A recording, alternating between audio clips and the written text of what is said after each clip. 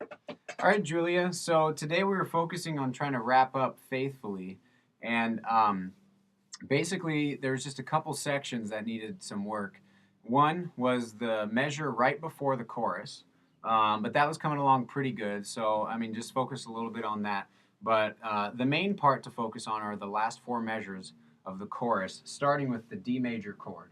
Now, the trick here is to get it to where you can play the consistent quarter notes in the left hand and then the rhythm in the right hand around that. Now, you have the rhythm in the right hand down, like pretty good. You know where it's supposed to line up, but in reference to the quarter notes, it gets kind of tricky. So, the best method in order to be able to practice that and to learn that is what we did in our lesson today, where we would just start with one measure, take the very first beat, right? Play that, get that down. Then take the next note in the measure, play those two together, get that down, then add another note and get that down progressively until you get all the way through that measure. So, for example, for the first measure in the D for D major, it's going to be like this. We'll do 1, 2, right? So we have the first two beats. Get that down so it's comfortable and makes sense. 1, 2.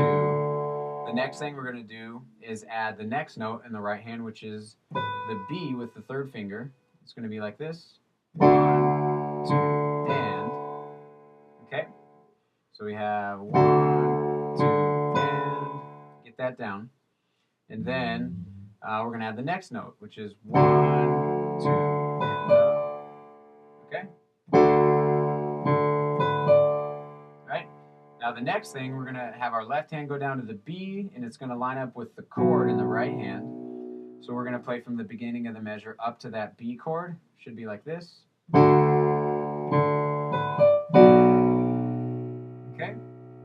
Then we just have two more notes in the measure, but the next note, we have the left hand coming in with the top octave of the B.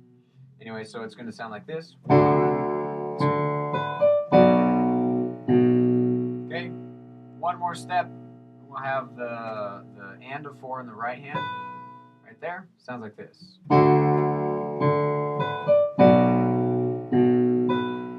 Okay? So that's how we put that measure together. I'd like you to do that with the measures following that until you have that down. It's a pretty easy process in order to see where the hands really match up. And you may have to kind of really assess what's happening in the rhythm in the right hand to know where those quarter notes match up. Anyway, so this is what it sounds like all together, starting just right on that D chord.